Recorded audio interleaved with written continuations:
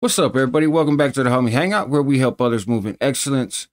And you guys might have seen, it's been all over social media, especially like Instagram and Twitter. There's a bunch of YouTube videos about it.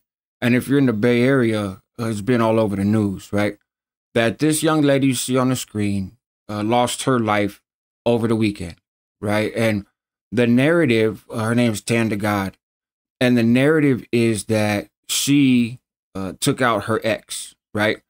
That she took out her ex and his people came back to get her. She was in PC. She beat the case, and that she came out with this whole album. You guys seen the cover of it on the thumbnail, right? Talking about smoking on him. You know, the youngsters talk now like, smoking on a pack, right? If you die, you're a pack, and the ops are going to smoke on them, and all this goofy shit, really, to somebody my age, right? But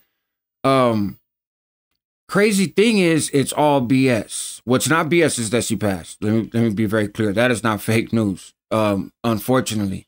But she never hurt anybody, right? She never knocked down her ex. She did make that album. She did market it, but it was just a publicity stunt, And before you guys say, well, that's a crazy publicity stunt, disrespecting somebody, their people are still going to come get you. She never identified this, mysterious ex that she knocked down.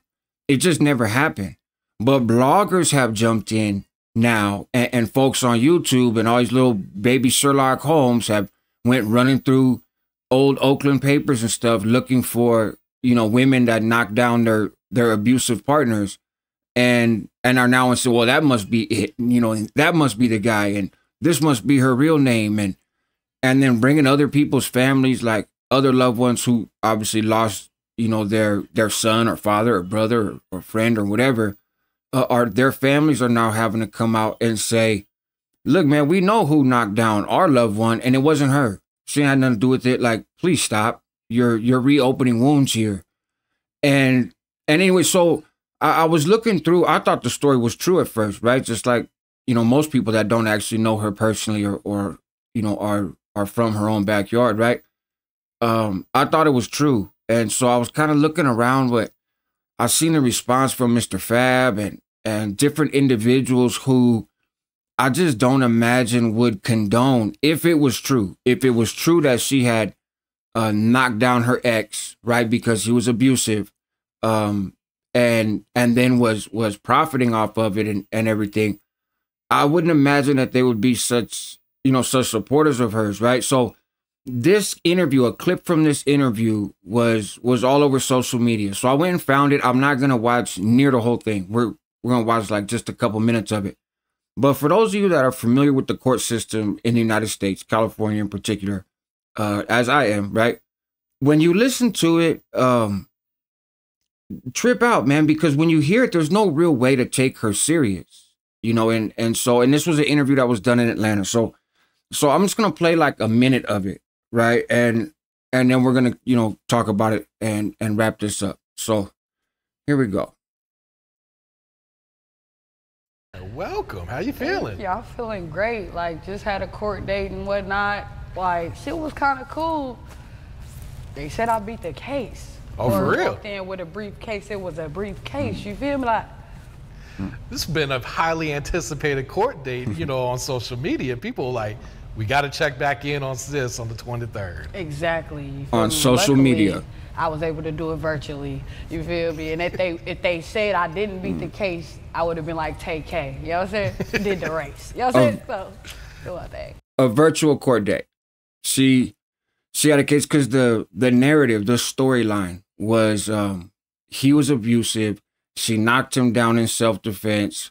She got charged with it, that he was a gang member, right? He was a tough dude. He used to put hands on her. And she would tweet about the stuff every once in a while, like it was her gimmick. But again, she never identified him. It was just a fictitious person. I don't know, maybe she actually went through something like that in real life in terms of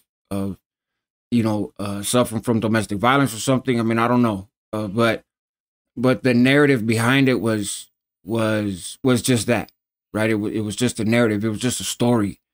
And so, like, come on, man, you had a virtual court date on a hot one from out of state, So let's listen to a couple more minutes. And Nah, I feel that. So I guess you're in pretty good spirits today then, huh? Oh, yeah, I'm feeling great. And I'm off the porch with it. Let's get into it. Nah, for real. So first off, what brings you to Atlanta? What are you working on in the city while you're out here? let me see. Really, I've already been here this month. When I look at this little tombstone tone, I be like, man, it's crazy. So September 23rd is like the day I dropped Pond and Top. You know what I'm saying? So I had to put that on there. Well, not really. Really, it's 3 years ago I dropped Pond and Top. This like the anniversary, and I just happened to have court on this day. Everything just came together. So I got this to be extra fucking childish, making families mad. And oh well, because they ain't gonna do shit about it. Smoking on that Axwood pack. Oh yeah, you know it. Matter of fact, I got to smoke on this dead motherfucker as we speak. Hold up. Okay. So that is one of the clips, right? Let me take this up. That's one of the clips that's been making its rounds, you know?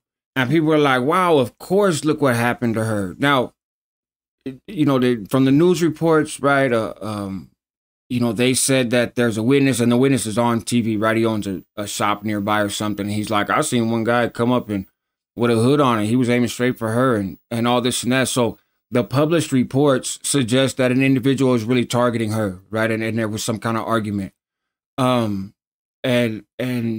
this story that's being out there is not true. And the thing that's tripping me out is I'm going through some of the comments, right? On some of these pages, and people are saying, like, relatives and relatives of people that are being identified as the deceased, people are saying, hey, this isn't true, right? And people are arguing with them. People are like, no, it must be true. You guys are trying to cover up for her.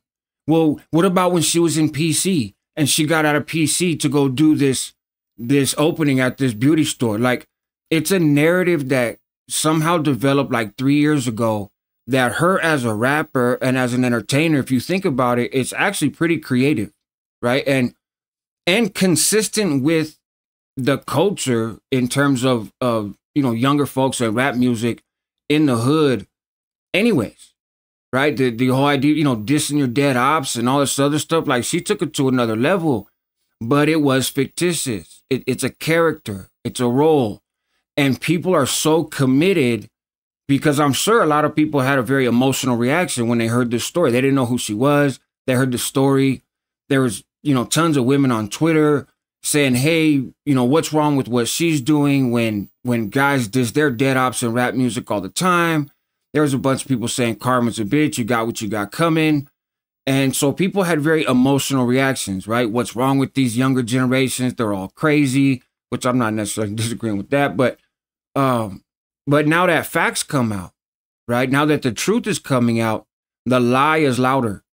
And there are people who refuse to acknowledge that they're wrong. That hey, you've been having a temper tantrum, you know, since last weekend, and you're all worked up behind this story and this person that you don't know and this situation that you're hearing about on social media.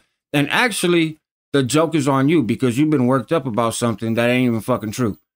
And a lot of people are just refusing to believe it, or otherwise saying, well, regardless, you're dissing dead people in general, and trying to make excuses for the, you know, them getting played. And I think it's just a testament to the nature of social media and the nature of us as people, where facts be damned. If we get convinced that something is a certain way, we don't want to hear nothing else, right?